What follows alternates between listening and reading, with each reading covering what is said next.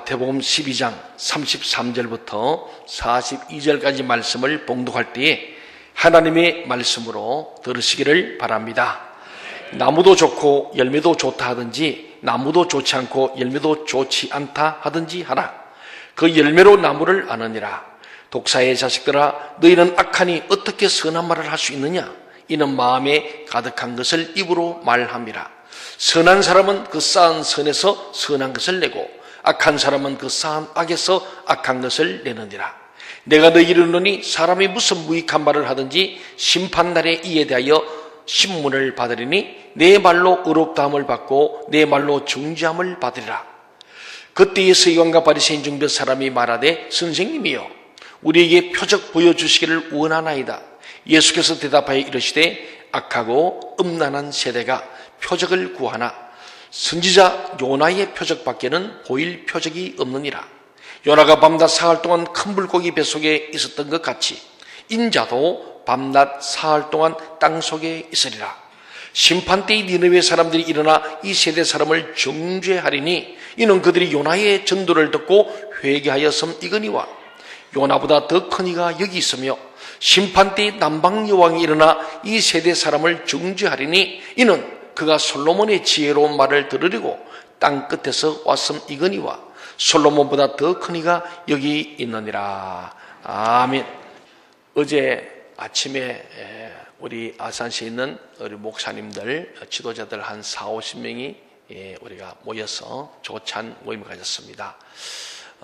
특별히 오신 분은 본인이 우리 아산에 오고 싶다 해서 우리 목사를 좀 모아주십시오 했는데 그분은 전 국정원장을 지내시고 또 법무부 장관을 지내신 분입니다. 그리고 기독 법조인들이 모여 사는 로펌 법무법인인 로고스 법무법인의 대표 변호사를 지내셨습니다. 지금 이제 연세가 좀 드셔서 이제 변호사 일 하시는데 이분이 정말 사명감을 가진 거예요. 2013년부터 특별히 차별금지법을 제정하려 할 때 그때에 자기가 하나님께 서울에 있는 할렐루야 교회의 장로님이십니다. 그래서 목사님께서도 이게 좀 심각한 문제니까 연구하시오 해서 그 연구를 해서 지난 4년 동안 하는 가운데 정말 하나님 앞에서 내가 이제 남은 생에 일을 위해서 나라와 민족을 살리고 교회를 살리고 우리 대한민국 백성들을 살리겠다. 그런 열정을 가지고 지난 3-4년을 전국을 뛰어다니는데 한 3주 전에 월요일마다 이 나라 민족 기도하고 특별히 잘못된 악법들을 만들지 못하도록 막아야 됐다는 마음을 가지고 그분들이 2013년에 국회에서 차별금지법을 입법 발의했을 때 그때에 이 김성규 전 법무부 장관이자 국정원장, 다시 말하면 북한의 정세나 남한의 모든 정세를 잘 아시는 국정원장 출신이요 또한 법무부 장관으로서 우리나라의 사법부를 통솔했던 분입니다. 노무현 대통령 때 이분이 하셨습니다. 근데 이분이 그분들과 많이 해왔습니다만은 정말 이 차별금지법은 결국은 첫째는 나라를 망하게 하는 법이다. 요약하면 그래요. 두 번째는 죄를 짓게 하는 법이다. 세 번째는 교회를 망하게 하는 법이다. 이렇게 요약을 하세요. 그럼 법문질 전문가니까 자세한 얘기는 제가 말씀드릴 수 없습니다. 시간이 없으니까. 많은 목사님들에게 여러분 이것이 통과되면은 나라는 망합니다. 저는 이로써 남은 생에 목숨을 걸었습니다. 근데 목사님들 침묵하십니까? 우물하는 개구리처럼 있습니까? 전국에서 충남에서 아산이 가장 이 일에 앞장서간데 그래서 우리가 월요일마다 모인 많은 이 법조인들과 전문가들 많은 사람들이 모였고 의사들, 변호사, 교수들 모이는데 한 100명씩 모인답니다. 그게 전문가들이 늘 보고 하는데 아산시에 보고가 들어왔는데 심각한 문제. 절차도 무시하고 입법력을 지된 이런데 아산은 잠들어 있기 때문에 회의하다가 저기 전화하신 거예요. 그래서 제가 받았어요. 제가 사회복지회에 회의가 있어 가는 중에 차에서 받았는데 그래서 제가 지금 운행 중이니까 내려서 전화했습니다. 제가 전화를 했는데 목사님 정말 저를 좀 불러주세요. 제가 내려가겠습니다. 밤이고 낮이고 가겠습니다. 그래서 우리 아산시 기독인 앞에 임원들이 모여서 이런 요청하는데 어떻게 할까요? 한번 모십시다. 우리가 모시기 어려운 분인데 오신다니까. 그럽시다. 언제가 좋겠습니까? 토요일 새벽이 제일 목사님 많이 모일 수 있대. 아유, 근데 그럼 서울 계신데 어디 새벽에 오라 그러나? 그래서 제가 중간에 그게 연결하시면 때, 제가 말로 그러나 좀 얘기해 주시오. 했더니, 새벽 2시도 온대요. 이야, 난 그이도 깜짝 놀랐습니다. 제가 사실은 토요일 새벽에 좀 쉬는 날입니다. 새벽 기도가 없는. 그래서 금요일 심리학 끝나면 12시, 1시에 집에 들어가니까, 그래서 토요일은 제가 조금 마음 놓고 자는 날입니다. 야, 저 자신도 부담이 되는데, 그분은 언제든지 괜찮다 했어요. 그래서 7시 반에 모이를 했습니다. 근데 한 30명 예상하고 초청했는데 한 50명이 오셨어요. 그래서 모여서 그분의 얘기를 듣고 다들 참 눈물로 한 단식하시고, 마침 또 그분께서 아주 법조이니까 논리적으로 토박토박 다 하셨어요. 저도 조금 캐션이 있던 부분들을 이제는 법무부 장관을 지내신 분이고 법률 전문가가 정확하게 말씀하시니까 제가 조금 궁금한 부분들 확신을 가지고, 주님, 저도 이제 이 일에서는 조금 더 주저하거나 뒤로 물러서지 않고 정말 이때를 위해서 주님께서 저를 이 아산시 기독교회 대표로 세웠으니 이 일에 주저함 없이 하나님 중심, 말씀 중심, 교회 중심으로 제가 선포하며 가게 하옵소서. 근데 그날 놀라운 사실은 저 논산에 계시는 시의원 되시는 민병춘 의원이라고 유튜브에 떴어요. 그분이 또 같이 오신 거예요. 새벽같이 오신 거예요. 이분이 논산에 있는 교회 구원사님이십니다. 김성규 우리 전 법무장은 장로님이시고 기독교인들인데, 이분들이 전에는 몰랐다는 거예요. 김성규 법무장도 별로 그렇게 했는데 자꾸 많은 목사님들이 이것 좀 연구해 주세요. 이거 어찌 되는 겁니까? 했더니 차별금지법에는 너무너무 무서운 이야기들이 있습니다. 어제 몇 가지 얘기인데 저도 놀래죠. 그래서 저도 다시 법을 좀 봐야겠구나 하시게 됐는데, 어쨌든 그분의 말씀은 우리에게 목사님들이 끼어야 됩니다. 목사님들 교회에서 바로 가르치십시오. 성경대로 가르쳐주세요. 여러분 가운데 국무총리 나오고 대통령 나오고 국회의원, 시장 다 나오는데 여러분이 교회에서 똑바로 안 가르쳐서 그분들이 뭐가 뭔지 몰라가지고 괜찮은 줄 알았다. 근데 마침 민병춘 이 시의원은 논산의 더불어민주당의 비례대표입니다. 그러니까 이분이 충남 전체 여성단체협의회 회장도 하시고 여성운동을 많이 하셨던 교사 출신이에요. 그러니까 이분이 똑똑한 분입니다. 그래서 여성에 의한 많은 이런 법들을 발의했던 분인데 4년 전, 3년 전, 2014년도, 2015년 그때에 논산시 인권조례를 이분이 발의한 거예요. 해라 그랬어. 읽어보니까 인권, 소수자 보호하고 좋구나. 그래서 이분이 발의해서 통과를 시켰는데, 우리 지금 이것은 큰 이 악법이라고 해서 기독교에서 반발하니까 무슨 소린가 하고 들어보고 4년간 연구를 했답니다. 4개월 동안, 지난 4개월 동안에 책을 다 사보고 전문가 얘기 듣고 세미나가 들어보니까 양심선을 했다. 야, 이 법을 내가 내용을 모르고 껍데기만 보고 내 연구도 안 하고 이런데 하나님 앞에 내가 사람을 두려야 하나님을 두려야 내가 하나님 앞에서 이건 아니다. 그래서 지난 한 달 전에 논산시 의회 정례회 때 5분 반에서 13분 동안에 이 법이 얼마나 잘못된 가짜 인권지를 그가 조목조목 답하게 유튜브에 띄었어요. 여러분들 보시면은 민병춘 치면 나와요. 그분이 근데 오셔가지고 저는 그냥 폐자자고 해낼 줄 알았더니 이분이 발의를 한 거예요, 본인이. 그래서 결자해제라고 이분이 발의하신 분이 폐지를 선언하고 그 의결을 내놓은 겁니다. 그래서 눈물로 얘기하는 거예요. 제가 정말 하나님께서 그거 알고 나는데 얼마나 회개했는지 모른다. 이제 남은 생에 나는 시의원 그랬더니 더불어민주당에서 당장 잘라본다 그러더래요. 정치는 당론을 따르지 않기 때문에 내년이면 1년밖에 안 남았는데 나는 시의원 내려놓고 하나님의 종으로서 일꾼으로 전국 방방곡곡에서 난 이걸 지내있다. 4개월 동안 책도 많이 보고 그냥 할 수 없어. 누군지 물으면 언제인지 설명하고 답변하기 위해서 이 법의 문제가 뭔지를 했는데 너무나 자기가 정말 소름 끼치는 조링을 알게 되었다. 이 바로 차별금지법 그 자체를 알게 된 거예요. 그럼 오늘 이 시대에 많은 사람들이 껍데기만 보고, 오늘 말하지만 좋은 나무의 좋은 열매, 나쁜 년 나쁜 열매인데 나무만 보고 열매를 보지 않고 판단하다 보니까 지금도 많은 사람들이 에이 뭐 그러겠어 설마 이미 유럽과 영국, 캐나다, 미국 쪽에는 3, 40년, 50년이 지났습니다. 그래서 오늘 저는 67년 전 6월 15일 일요일 새벽, 참 오늘 묘하게도 오늘 6월 25일이고 주일입니다. 오늘 아침 제가 일어나서 6.25 그 노래가 있지 않습니까? 아 어찌 우리 이제라 그 노래 있잖아요. 그 노래를 누가 보내서 제가 아침에 들어보니까 참 거기 보면요 하늘이 도와서 우리가 적을 물리치고 우리가 다시 일어났다. 그게 하나님이 도우셨다는 얘기가 나와요. 6.25 노래에도 좀 몰랐어요. 아 어찌 이제라 거기 말고 뒤에 내용 뭔데 하늘이 도우셔서 우리가 정말로 이렇게 나라를 구하게 됐다. 그건 나옵니다. 우리 애국가에도 하나님이 모아서 우리나라 만시 아닙니까? 오늘 벌써 60년 지나니까 70대 이상만이 이 전쟁을 경험할 거예요. 60대까지 10대, 20대, 30대, 40대, 50대, 60대는 전쟁을 경험하지 않았습니다. 더 나아가 일제 식민지도 경험 안 했어요. 오늘 80 이상 되신 분들은 일제시대를 경험하고 우리 한국 전쟁을 경험했잖아요. 이 한국 전쟁은 전쟁할 게 아니에요. 다른 나라들은 나라끼리 싸웠다면 2차 대전인데 우리는 2차 대전의 후유증으로 전 세계 냉전 시대에 미국과 소련의 이 냉전 세대 속에서 한쪽은 소련이 하나는 미국이 가지면서 남북을 잘라놓은 엄청난 비극입니다.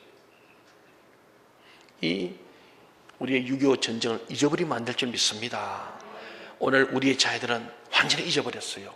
그래서 이번에 대통령 선거의 표를 분석하니까 세대가 아닙니다. 이제는 전에는 경상도, 전라도, 충청도 이렇게 지역으로 몰표가 나왔다면 이제는 그게 아니고 세대 간의 젊은 사람 표와 나이 많은 표로 딱 갈라지는 이 왔습니다. 신앙도 그렇습니다. 교회 안에 연세 드신 분들은 헌신의 세대요. 절대 신앙을 가했다면 오늘 젊은 세대는 상대적 신앙이요. 타협의 시대요. 심지어 10대, 20대는 하나님을 전혀 알지 못하는 세대.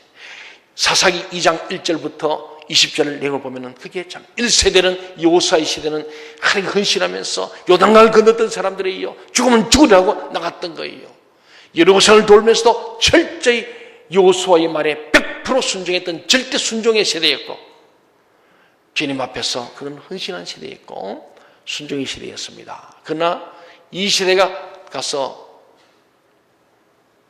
하나님도 경험했거든요. 요단강 건너고 예루살렘 무너질 봤던 이 시대, 광야에서 태어난 세대는 이 세대들은 하나님을 부인하셔 하나님을 섬기되 가나안 문화를 떠나서 세속화되어 버린 거예요.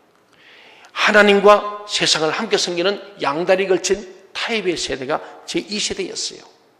하나님도 섬기되 세상을 더 좋아하는 것. 가나안 문화의 가장 대표적인 우상숭배와 음란 문화예요.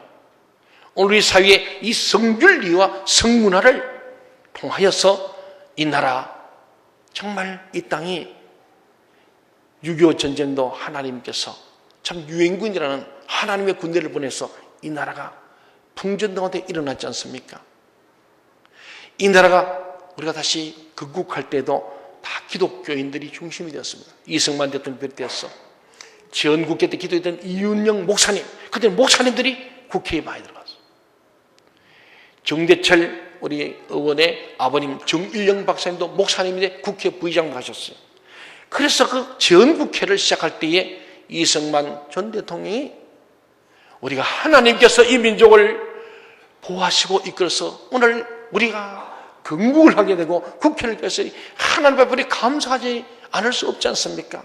여러분 오늘 우리가 하나님께 감사기도로 전국회를 열면 좋겠습니다. 만장일치로. 그건 기독교인도 있고 불교도 여러 가지 있었겠지만 우리는 기독 국가인데 우리 그때는 기독교가 2, 3%밖에 안 됐습니다. 그래서 이윤영 의원이 국회 속기로 보면 제 첫 번째 페이지에 그분이 기도문이 실려 있어요. 여러분 한번 인터넷에 한번 찾아보면 좋을 겁니다. 다 나오니까. 그 내용이 얼마나 놀라운지 몰라요. 앞으로 있을 일까지도 주님 앞에 간구하는 그 기도가 구구절절에 나옵니다. 저는 오늘 6.25 60주를 맞으면서 오늘 우리 전쟁을 경험하지 않은 저도 전쟁 후 50년대 후반 세대 아닙니까? 예. 지금 우리나라는 종전이 아니고 정전, 휴전, 잠시 전쟁을 쉬고 있는 상태예요. 다시 말하면 전쟁 중이나 마찬가지 잠시 쉬는 거예요. 근데 오늘 우리는 안보관도 그러고 우리의 정신세계도 그러고 지금 문화가 정말 건강한 문화가 아니라 하나님이 가장 가정 이기는 우상숭배와 음란의 문화로 막 치닫고 있는데, 이것을 대통령을 비롯해서 모든 국가 법이 음란을 조장하고 퇴폐를 조장하고 하나님의 진노할 법들을 만든 일본에서 전 법무부 장관이 호소하는 겁니다. 이래 가면 나라가 망합니다. 성경에 분명히 죄라고 되어 있는데 얼마나 창세기부터 해서 모든 66권의 수많은 지리인데 어찌 목사들이 침묵하십니까? 그분이 눈물로 저에게 얘기했습니다. 그래서 많은 목사님들이 와 이거 큰일 났네, 이제서 그래요. 충청도는 늦긴 늦어요. 한참 밥 먹을 때 그러더라고요. 밥 다 먹고 난 뒤에 와 이거 목사님 큰일 났네요. 이제서 기고 뭐 집에 가서 이제 생각나는 사람도 있을 거고, 오늘 생각하는지 모르겠는데 저는 참 오늘 새벽에 일어나서 생각하니까 참 하나님께서 이 민족을 사랑하시는데, 우리 종류 그렇지만은 정말 우리 주님 다시 오실 때 우리 주님을 맞이, 약간 마라나타 차인도 마찬가지고 우리가 이 마지막 때에 하나님 앞에서 우리가 정말로 정신을 차리고 기도해야 될지 믿습니다. 저는 따로 제가 형식적인 특별 기도 아니고 여러분이 자발적인 특별 새벽 기도를 부탁을 드립니다. 자신을 위해서, 우리 가정에서, 우리 아들, 딸들을 위해서, 이 나라의 민족을 위해서 기도하지 않을 수 없습니다. 정말 구국 기도가 필요한 이때입니다. 사랑하는 여러분, 오늘은 정말 주님 앞에서 우리 이용원 장님의 간증처럼 우리가 죽었던 우리가 주님의 은혜로 십자가의 보혈의 능력으로 다시 산 우리들입니다. 우리는 두 번 태어난 사람들이에요. 엄마의 배에서 한 번 태어나고, 두 번째는 성령과 물과 성령으로 거듭난 우리가 그리스도인입니다. 두 번 태어난 사람만이 한 번 죽어요. 둘째 사망이 없어요. 지옥에 가지 않습니다. 그러나 한 번 태어난 사람, 예수 그리스도로 거듭나지 않은 그저 육신의 출생으로 끝난 사람들, 물과 성령으로 거듭나지 않은 사람은 두 번 죽습니다. 그 요한계시록 21장에 첫째 사망과 둘째 사망을 얘기합니다. 첫째 사망은 우리가 그냥 이 땅에 죽는 거 육체적 죽음입니다. 두 번째 사망은 주님 다시 오실 때에 부활해서 영원한 불못에서 영원한 고통 속에 있는 살아서나 죽은 둘째 사망, 지옥 생활하는 그 둘째 사망인데, 우리 이 땅에 이 나라 이 민족이 다 거듭난 인간, 성숙한 신자, 하나님 나라 어른 천국 시민 되는 일에 우리가 기도를 하고 영혼들을 구원하고 전도해야 될 줄 믿습니다. 사랑하는 여러분, 오늘 우리 본문을 보게 되면 하나님 나라의 표적이 뭔가, 요나의 표적이 보일 게 없다, 이 말씀을 하고 있습니다. 사랑하는 여러분, 예수님께서 예수님 나라의 특징이 뭔가 하면은 사람이 변한다는 거예요. 거듭나게 한다는 거예요. 그래서 니고데모 묻습니다. 어떻게 영생을 얻겠습니까? 영원히 사는 길이 뭡니까? 사람이 거듭나야 한다. 어떻게 거듭나니까? 물과 성령이다. 물은 회개한다. 우리 범한 죄를 회개함으로 물 세례 받고, 성령으로 주님 앞에 권능 받는 세례. 그래서 오직 성령이 너희에게 임하시면 너희가 권능을 받고 땅까지 정인된 사람, 정인은 말투서랍니다. 이 예수의 정인은 어떤 정신이냐? 말투서란 말은 정인 또 순교자는 뜻을 갖고 있습니다. 죽을 각오로 편리까지 복음을 전하는 정인되라. 정인으로서 생명자. 우리 민병춘 논산 시온 그분 말씀. 저는 주님 앞에 이제 남은 생에 정말로 생명 바쳐 이 일을 저는 하겠습니다. 제가 무식해서 몰라서 그 법을 발휘했는데, 만약에 몰랐더라면 영원히 주님 앞에 가서 내가 책망받고 무슨 얼굴로 주님을 뵙겠습니까? 이제 알았으니 저는 정말 누가 뭐라든 사람을 들어야 했습니다. 저는 시온 내려놓았습니다. 시온 아무것도 아닙니다. 나는 이제 주님 앞에서 정말로 하나님의 딸로, 하나님의 영적 전사로 살겠습니다. 아, 우리 감동받았어요. 하나님께서 그렇게 우리 만나겠는데 저 마음속에도 엄청난 은혜가 임했습니다. 사랑하는 여러분, 오늘 우리는 중요합니다. 오늘 말씀 우리 한번 볼까요? 마태복음 12장 33절 말씀을 같이 한번 보겠습니다. 33절 시작. 나무도 좋고 열매도 좋다 하든지 나무도 좋지 않고 열매도 좋지 않다 하든지 하라. 그 열매로 나무를 아느니라. 예, 그렇습니다.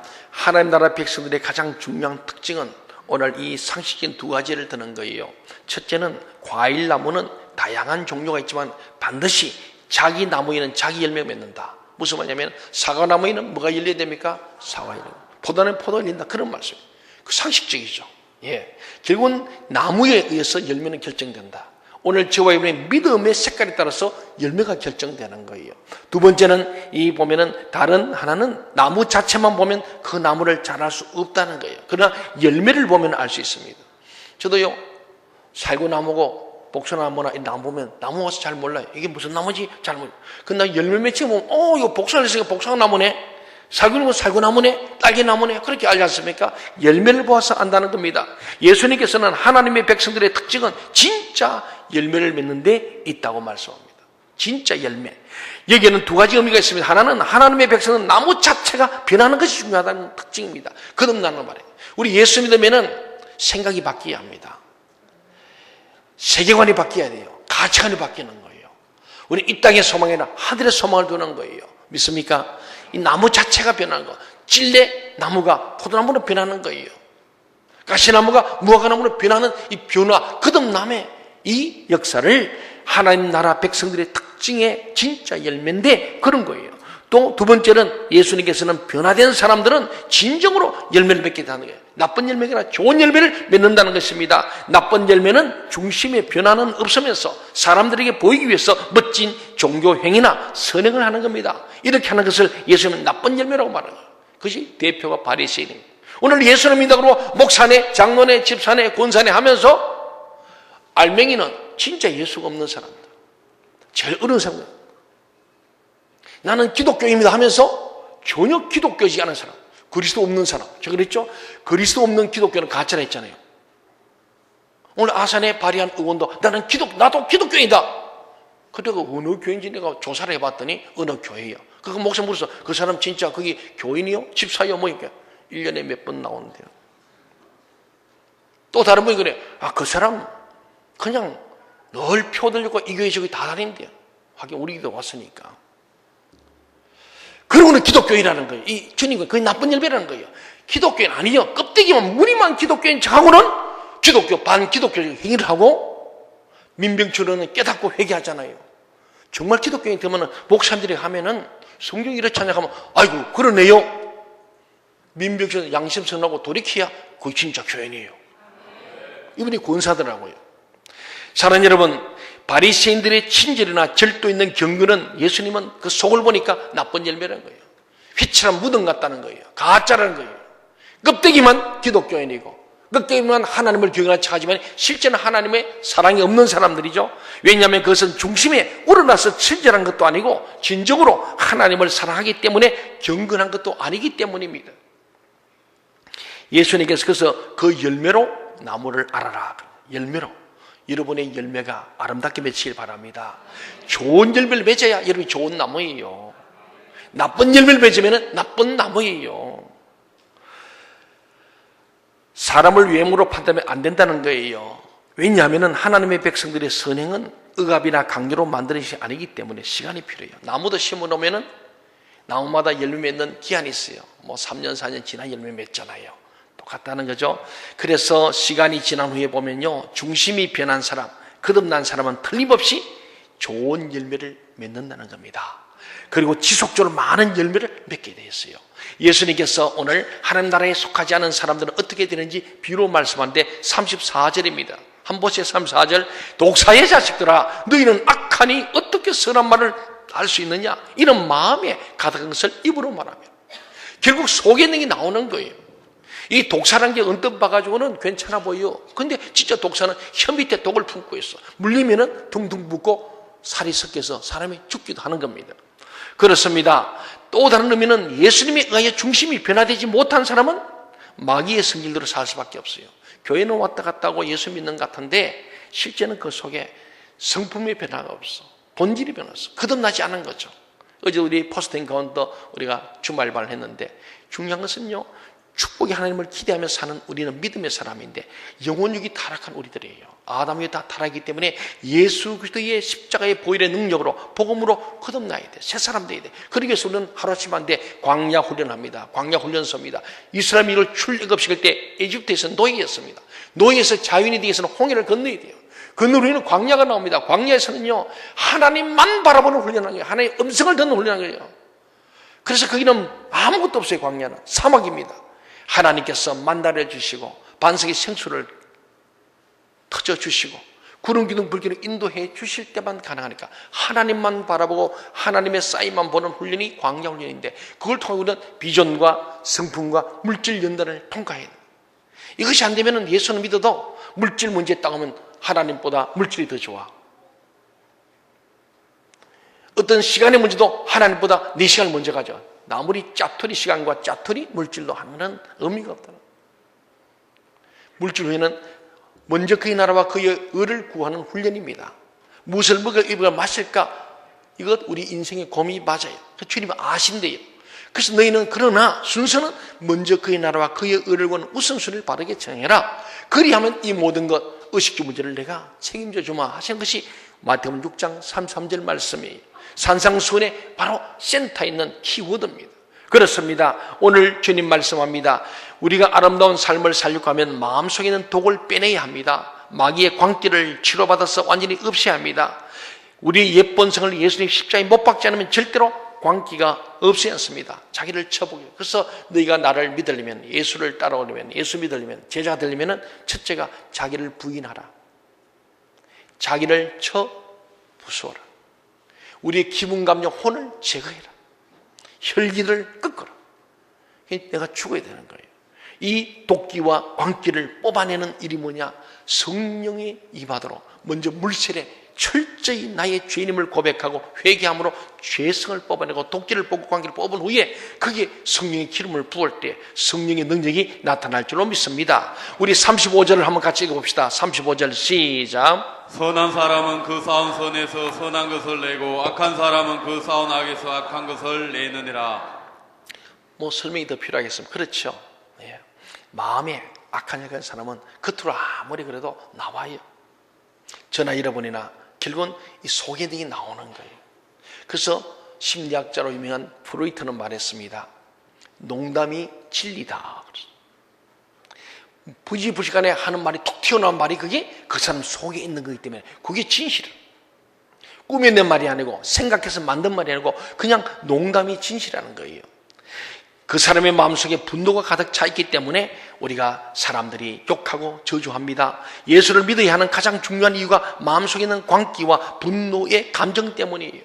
나에게 화를 내면 상대방의 마음에 큰 상처를 입히고 자기 속에 그대로 남겨두면 자기 자신이 정신병에 걸리게 됩니다. 그런데 하나님의 사랑은 이 분노를 복으로 바꾸는 거예요. 이 하나님의 사랑이에요. 결국 하나님의 사랑을 통하여 치료받는 거지 사람으로는 안 돼요. 하나님의 끝없는 사랑, 하나님의 무한한 사랑. 우리 사람은 사랑에 한계가 있잖아요. 우리는 한계가 있어요. 그래서 하나님의 사랑을 통해서 우리의 분노를 높이고 남을 용서하고 남에게 우리 인생에 왜 우리는 예수 믿으면 기쁘냐 하면 다른 거 없습니다. 하나님의 은혜와 용서가 우리를 기쁘게 하는 거예요. 나 같은 죄인을 산 주님 앞에 감사하는 거예요. 아, 하나님의 은혜요, 이 쓸데없는 자 왜 구속했는지 나는 알 수 없다. 나의 죄를 정케하사 나를 일꾼 삼으신 그 주님을 찬양하는 이유가 뭐냐? 나는 본래 죄인임을 아는데 그 죄로부터 주님의 은혜로 말미암아 용서받고 죄 사함받는 우리가 자유하게 됐거든. 죄로부터 자유, 죄의 습관에서 자유, 질병에서 자유, 죽음에서 자유는 우리가 얼마나 귀하며, 그래서 진리를 안다는 것은 예수를 알고 믿을 때에 그게 진정한 자유가 있는 거야. 너희가 진리를 알지니 진리가 너희를 자유케 하리라. 풀어놓아 다니게 하라. 중요한 얘기거든요. 왜 우리가 자유함이 없는가, 기쁨이 없는가? 우리 속에 예수 그리스도의 영, 성령이 충만하지 않아서 그렇습니다. 오늘 그 말씀하는 거예요. 그렇습니다. 하나님의 사랑이 우리의 모든 분노와 우리의 상처를 녹여내고 치유할 줄로 믿으시기 바랍니다. 마음속에 기쁨이 있으면 이 세상의 모든 것이 복이 됩니다. 그리고 그런 사람은 다른 사람들까지 복되게 하는 축복의 통로가 되는 거예요. 오늘 저와 여러분이 모든 사람의 축복의 통로 되길 바랍니다. 아브라함은요, 이 모든 민족과 모든 아브라함으로 말미암아 모든 천하 만민이 복을 받으라 그랬거든요. 오늘 여러분을 통해 여러분 가정의 가족들이 복을 받는 축복의 통로가 되고 여러분 일터와 직장의 축복의 통로 되시고 이 교회의 축복의 통로 되기를 주 이름으로 축원합니다. 이어서 36절 37절 말씀 같이 한번 읽어보겠습니다. 시작. 내가 너희에게 이르노니 사람이 무슨 무익한 말을 하든지 심판날에 이에 대하여 신문을 받으리니 내 말로 의롭담을 받고 내 말로 중지함을 받으리라. 예. 여기 결국 내 말로 중지함을 받는다는 것은 그 열매로 나무를 안다는 말씀과 같은 말이에요. 우리가 하나님 앞에 섰을 때 두 가지 종류의 심판을 받습니다. 하나는 믿느냐 믿지 않냐, 믿음으로 심판받는 거예요. 믿음으로 구원받는 거예요. 믿음이 있느냐 없느냐에 대해서 첫째 심판을 받게 됩니다. 그리고 그 결과에 따라서 영원한 지옥과 천국의 복으로 나눠집니다. 두 번째 심판은 이제 우리가 하나님을 믿는 자들 가운데서 얼마나 하나님의 말씀에 순종했느냐, 말씀대로 살았느냐, 행함에 대한 심판이에요. 그것은 행함은 결국 행함에 따라서 상급이 있는 거예요. 여러분 겸손히 한번 따라할까요? 믿음으로 구원받고 행함으로 상급을 받습니다. 예, 이게 중요한 두 가지 심판입니다. 믿음으로 구원의 심판을 받는 거예요. 여러분이 믿음으로 구원받기를 바랍니다. 두 번째는 믿음에 따른 행함으로, 믿음과 행함이 일치하는 거예요. 신행일치하는 믿음에 따른 행함, 말씀대로 사는, 예수 믿는 믿음이죠. 이 말씀대로 선한 일을 행하는 행함, 하나님 앞에서 좋은 열매를 맺는 이 좋은 열매의 행위를 통하여 상급이 있음을 말씀하고 있습니다. 오늘 본문 38, 39절에서 계속해서 말씀합니다. 같이 읽겠습니다. 시작. 그때 서기관과 바리새인 중 몇 사람이 말하되 선생님이여 우리에게 표적 보이시를 원하나이다. 예수께서 대답하여 이르시되 악하고 음란한 세대가 표적을 구하나 선지자 요나의 표적밖에는 보일 표적이 없느니라. 여기 표적은요, 예수 당신이 진짜 하나님의 아들에서 이 땅에 왔다는 증거를 내놔봐라. 예. 우리가 대사를 파손 대상의 신임장을 갖고 가잖아요. 그래 그가 당신 대한민국 대사 맞구만. 그래서 미국이든 중국이든 받아주는 거예요. 이 신임장을 내놓으라는 거예요. 예수님께서는 무슨 표적을 보여주기도 하셨습니까? 요나의 표적입니다. 근데 이 사람의 반응은요, 모세의 표적. 모세 보니까 막 하나님께서 하나님의 종임을 알도록 만나가 막 하늘에서 막 내려오는 거예요. 홍해를 막 갈라지는 거예요. 반석에 생물을 터뜨리고 막 구름 기둥이 불뚱이 서는 거예요. 막 지팡이도 보니까 아론의 상난 지팡이 막 나오는 거예요. 그래서 모세의 기적처럼 또 엘리야처럼 갈매에서 불이 막 내려 하늘에 불이 내리는데 이런 불 내리는 표적을 보이다는 게 이들이 원하는 거예요. 그런데 예수님께서는 오늘 말씀합니다. 이들의 마음속 깊이 알겠죠. 꿰뚫어 보시니까 이들이 예수님에게 표적을 요구한 목적이 뭐냐면 그걸 보고 믿으려고 하는 게 아니고 믿지 않을 핑계를 찾으려고 표적을 요구하는 것이고 하나님을 시험하려는 것임을 아는 것입니다. 그래서 예수님께서는 너희들 표적 뭘 보여도 계속 어떻게 하면 잡아 죽일까 고소할까 그건 찾는 너희들 내가 너희 요나의 표적밖에 보여줄 게 없어. 아무리 보여주던 너희들은 또 딴지를 거는 사람이에요. 제가 이번에 보니 그래요. 좀 이렇게 이해를 못 하시고 조금 이렇게 반대를 하는 우리 연합한일들 반. 그래서 그 목사님들을 좀 오시라고 전문가를 만나서 질문도 하시고 좀 들어보시라. 그때 한 두 분이 오셨어요. 그래서 제가 놀라운 것은 오늘 이 예수님이 하신 것처럼 진짜로 들어보고 진리가 뭔지 알려고 오는 게 아니고 반대를 위해 반대를 하러 대적하러 오시는 거예요. 안 들어. 조금 설명드리니까 조금 더 들으시라니까. 들을 것도 없습니다. 그리고 나면 자기 얘기만 하고. 한 분은 내가 보니 참 자기 마음의 궁금증이 진짜 궁금해서 묻는 게 아니고 안타까운 걸 봤어요. 그래서 제가 들어보니까 제가 설명해 드렸어요. 그분 표현이래요. 충남 인권조례에는 동성이 없는데 왜 저 폐지하자 그러냐. 그래서 우리 당에는 서명 안 하기로 결의했다. 그래요. 그 이미 다 하고 온 거예요. 그러니까 듣고 배우고 진짜 인지 아닌지 이런 게 아니고 그래서요. 목사님 충남 인권선언에 다 들어있어요. 인권선언에 의해서 조례가 만들기 때문에 인권조례 정신이 그거예요. 더 나아가서 국가 인권이 다 명명이 되어 있어요. 그렇기 때문에 이것은 결국은 이렇게 나무에 대한 열매를 보라. 이것들이 있어요. 열매를 생각해보라. 그것은 이미 이 법은 우리나라가 만든 것이 아니고 저 유럽에서 만들어져 가지고 유럽 사회주의가 만든 거예요. 역사적으로. 그래서 이 사람들이 공산주의가 무너지면서 이쪽으로 옮겨갔는데 이게 바로 평등법으로 해서 모든 사상과 모든 이데올로기를 절대로 옳고 그름이 아니라 그냥 동등 이퀄리티로 만들었어요. 그것이 50년이 지난 후에 유럽과 영국과 캐나다, 미국으로 왔는데 마치 우리 복음이 독일의 마틴 루터가 지금 500주년 우리 종격되잖아요. 성경을 안 보셨잖아요. 성경을 번역해서 독일을 통해서 유럽, 영국을 통해서 미국을 해서 우리 한국까지 왔잖아요. 지금 똑같은 거예요. 이 법이 오는 거예요. 그래서 유럽에서 동성애법이 통과되면서 동성애 합법되면서 영국이 지금 테러와 화재로 지금 만찬이 되어 있습니다. 그 30-40%가 이슬람입니다. 지금 영국에는 유럽에는 제가 유럽을 둘러보니까 그때만 해도 20년 전에 갔더니 유럽이 다 참 그래서 저는 유럽에 있는 분들이 신앙생활 점점 열심히 안 해가지고 그렇구나 추상줄 알았어요. 근데 이번에 보니까 그 원인이 뭔가 유럽의 평등법, 이 차별금지법이 결국은 기독교. 그래서 김성규 장로님 하시는 말씀이 이것은 나라가 망하는 법이요 모든 인간이 죄 짓는 법이요 더 나아가서 교회가 망하는 법이다. 열매를 봤잖아요. 50년 후에 유럽을 보니까 유럽 교회가 다 지금 유럽 교회 저도 그때 20년 가보니까 멋있는 예배당인데 그게 박물관으로 변해버렸어. 그래서 지금은 거기 이슬람 사원이 들었습니다. 옛날에 그 영광이 예배됐던 예배당이 이슬람 사원이 되고 거기에 나이트 클럽이 되고 카페 식당이 되어져 있어요. 여러분 이제 뭐 그냥 요새는 전 세계 보잖아요. 그냥 한번 여러분 인터넷 보면 알아요. 제가 영국의 런던에서 그 유명한 웨스트민스터 사원, 우리 웨스트민스터 신앙 고백이 우리 기독교의 굉장히 중요한 신앙 고백입니다. 그 1조가 사람의 제일 되는 목적이 무엇이냐? 하나님을 영원하게 하고 그분으로 말미암아 영원토록 즐거워하는 것이다.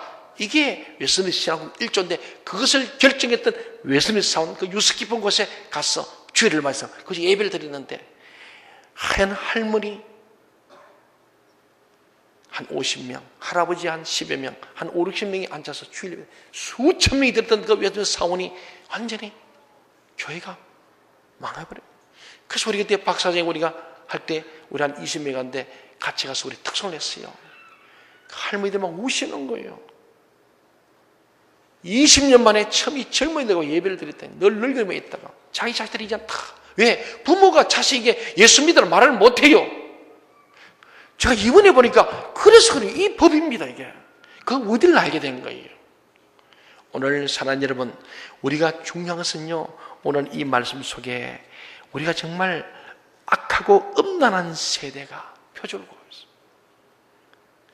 바리새인들 주님은 독사의 자식들아 악하고 음란한 세대 두 가지로 주님께서 아주 혹평하시고 이 사랑만으로 주님께서 왜 이 말 하시겠어요? 너희에게는 표적을 구하지 않는 너희는 표적 구할 자격도 없어. 요나의 표적만 열심히 봐라. 요나를 봐라. 오늘 본문 40절 41절 나오지 않습니까? 요나가 밤낮 사흘 동안 큰 물고기 뱃속에 있었던 같이 인자도 밤낮 사흘 동안 땅속에 있으리라. 심판때에 니느웨 사람들이 일어나 이 세대 사람을 중지하리니 이는 그들이 요나의 전도를 듣고 회개하였음 이거니와 요나보다 더 크니 바로 예수가 여기 있지 않느냐. 42절의 마지막 절 보세요. 거기도 똑같습니다. 심판때에 남방여왕이 일어나 이 세대 사람을 중지하리니 이는 그가 솔로몬의 지혜로운 말을 드리고 땅끝에서 왔음이거니와 솔로몬보다 더 큰 이가 여기 있는 똑같단 말이에요. 구조가 같아요.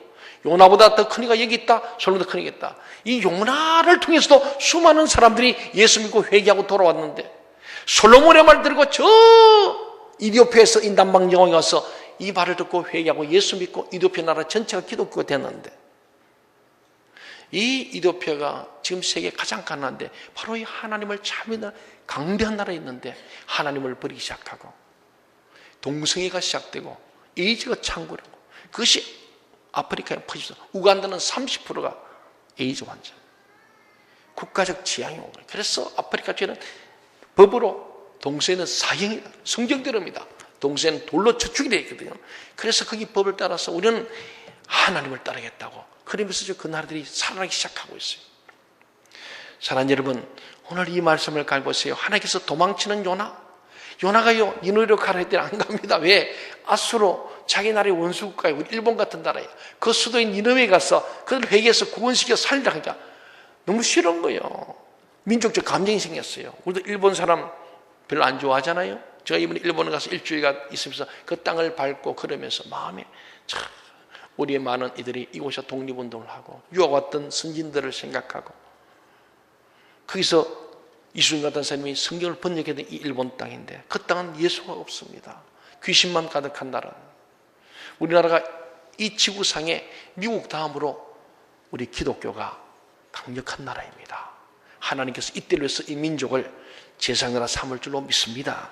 택한 족속이요 제사장 왕같은 제사장 거룩한 백성 거룩한 나라가 됩니다. 그런데 사단에는 우리를 거룩하지 못하게 하고 가증스러운 나라로 만들려고 우리의 앞으로 자자손손을 하나님이 만드신 창조원리를 깨뜨려버리고 하나님이 보호해야 이 나라가 만세인데 하나님을 등져서 이 땅에 지향만 있을 줄로 저는 믿습니다. 그게 이스라엘 역사잖아요.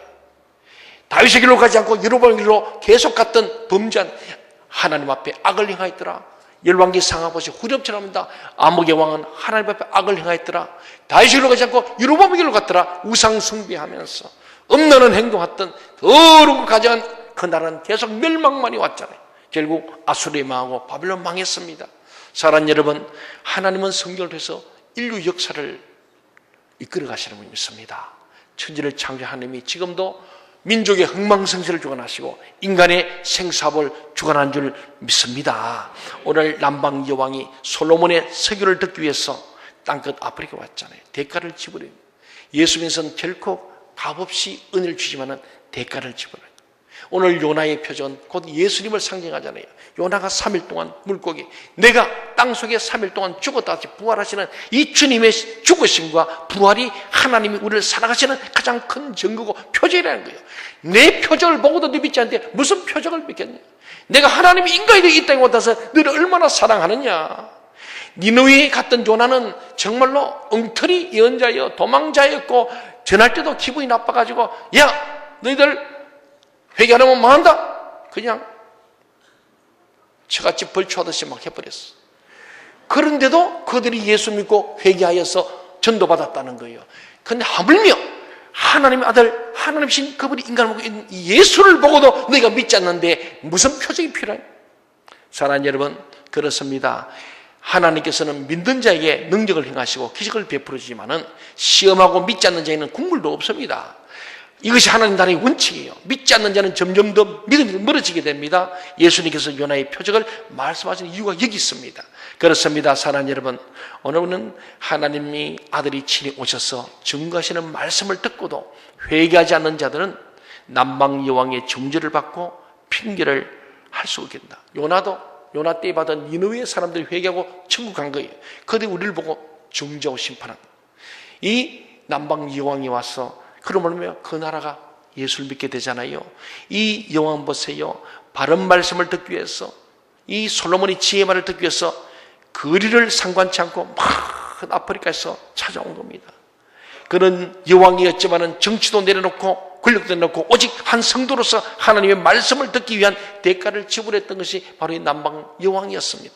그러니까 그 여왕이 일어나서 우리를 보고 예수 그리스도의 이 신약의 말씀, 복음의 말씀 듣고도 믿지 않는 우리를 정죄할 수밖에 없는 존재다. 그렇게 말씀합니다.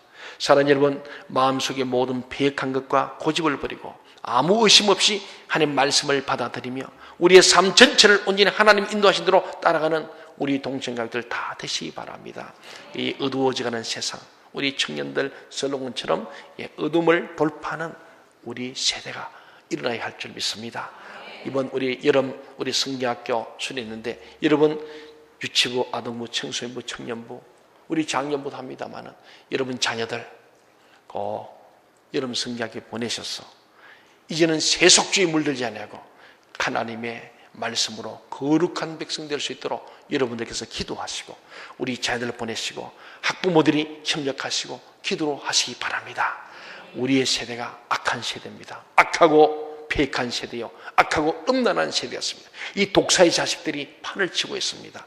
오늘 우리가 기도하고 하나님께 부르짖고 보라. 세상 가운데 우리는 외치는 자가 되어서 이 땅 가운데 어둠을 몰아내고 빛과 진리와 생명을 일으키는 우리 교회, 우리 성도들, 한국교회, 한국의 모든 하나님 사람 되어서 이 땅이 하나님이 보호하사 우리나라 만세할 수 있는 복 있는 복 받은 나라 마지막 시대의 제사장나 되기를 주의 이름으로 간절히 소원합니다.